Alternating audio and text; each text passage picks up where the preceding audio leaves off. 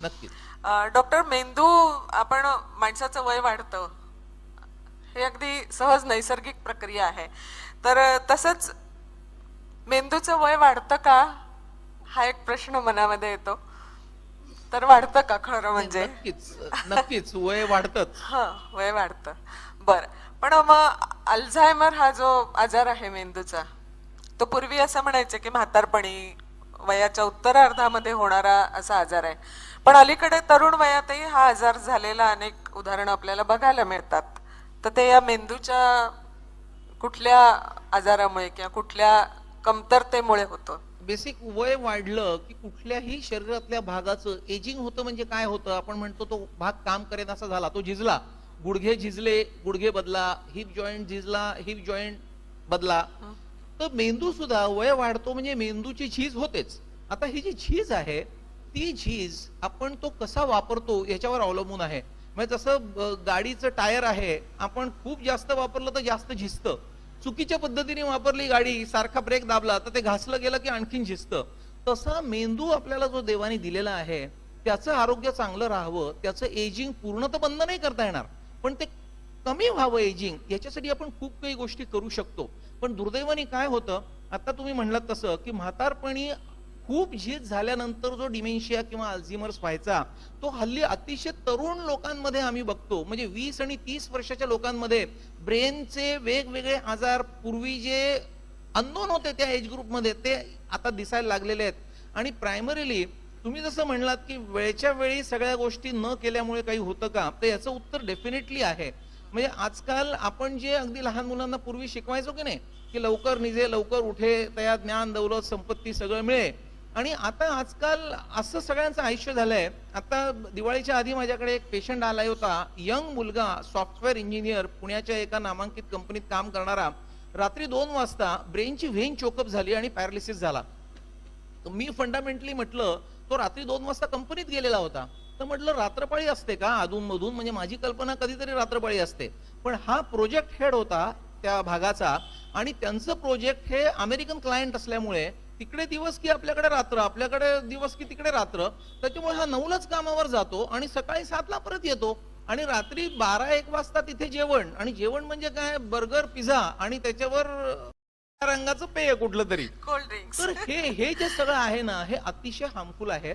आणि आपल्यामध्ये जे मेंटेनन्स साठी आपण कारचा असा मेंटेनन्स करतो, तसं नियमितता जर ठेवली नाही, सकाळी वेळच्या वेळी उठलो नाही, खाण्यापिण्यामध्ये इरेग्युलरिटीज ठेवल्या, आपण जसं गाडीमध्ये पेट्रोल टाकतो तसं आपल्या ब्रेनच्या कार्यासाठी प्रोटीन्सची आवश्यकता असते. अगदी नॉन व्हेज मध्येच प्रोटीन्स असतात ही पण गैरसमजूत आहे. डाळींमध्ये सुद्धा प्रोटीन्स असतात. त्याच्यामुळे आपण साधं वरण किंवा फोडणीचं वरण हे रोज खातो का? आपल्या ब्रेनच्या हेल्थसाठी अगदी छोट्या छोट्या गोष्टी, आता बदाम चांगले, ड्रायफ्रुट्स आपण खातो का? किंवा आपल्या ब्रेनमध्ये वेगवेगळे केमिकल्स असतात, त्या केमिकल्सवर ब्रेन चालतो. ते केमिकल्स तयार होण्यासाठी टायरोसिन नावाचं एक अमायनो ऍसिड लागतं, ते आपल्या दह्यामध्ये असतं. तर आपण दही खातो का? पूर्वी असं म्हणायचं ना की निघाला घरातून की आई दही द्यायची हातावर हेल्थसाठी. तर या छोट्या छोट्या डायटरी डेफिशियन्सीजमुळे मेंदूला लागणारं खाद्य आपण पुरवत नाही, आणि काम मात्र त्याच्याकडून दिवसाची रात्र, रात्रीचा दिवस करून करून घेतो. खरं. झोपायच्या वेळा सुद्धा ॲबनॉर्मल. सकाळी 8 वाजता घरी येणार, तो दुपारी 2 वाजता उठणार.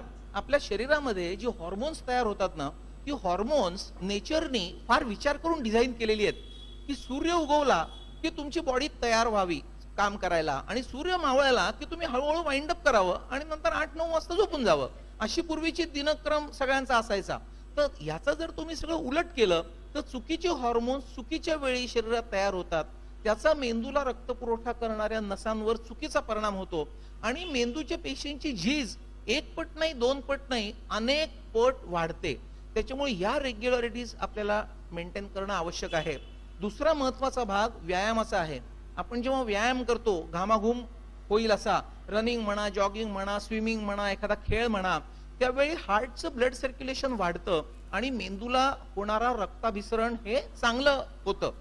आता ही लोक व्यायामच करत नाहीत. म्हणजे 20-25 वर्षाची लोक, आणि व्यायाम करता का विचारलं तर म्हणतात, अरे आय एम सो बिझी की मला व्यायामच करायला वेळ नाही. मग व्यायाम करायला जर वेळ नाही तर ब्लड सर्क्युलेशन हळूहळू हळूहळू स्लगिश होतं. अगदी छोटंसं सांगायचं झालं पेशंटच्या अनुभवावरून, आपल्या शरीराला रोज 2.5 ते 3 लिटर पाणी प्यायची आवश्यकता असते. आता ह्या लोकांना पाणी प्यायला पण वेळ नाही. खरंच सांगता तो आम्ही एवढे कामात गर्क होतो की पाणीच नाही प्यायला जात आमचं. मग काय होतं, रक्त घट्ट होतं आणि रक्ताची विस्कॉसिटी वाढली की तुम्ही पाणी जर फेकलं तर पटकन पुढे जाईल, तेल फेकलं तर ते पुढे नाही जाणार कारण तेल घट्ट असतं. तर ब्लडची विस्कॉसिटी वाढली की ब्रेनचं सर्क्युलेशन अफेक्ट होतं, होणारं ऑक्सिजनेशन कमी होतं आणि मग झीज वाढते.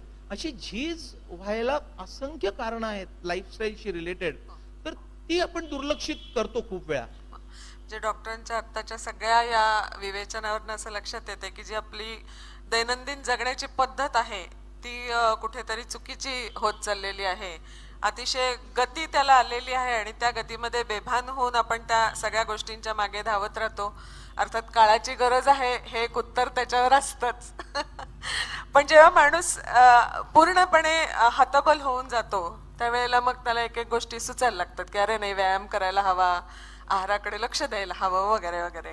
किंवा झोपेतली अनियमितता ही सुद्धा कारणीभूत आहे असं तुम्ही कधी म्हणालात. कधी झोपायलाच वेळ नाही. म्हणजे तुम्ही म्हणलं तसं धावतोय धावतोय, ते कशासाठी धावायचं हो. हा प्रश्न आहे. म्हणजे बऱ्याच वेळा आपण म्हणतो की ह्या सगळ्या लोकांना स्ट्रेसेस खूप जास्त असतात. म्हणजे आधी लहानपणापासूनच स्ट्रेस, म्हणजे मुलांना इतकं कॉम्पिटिटिव्ह वर्ल्ड झालंय, इतके प्रकारचे क्लासेस, आणि हल्ली आई वडिलांना वाटतं की सर्वांगीण प्रगती पाहिजे.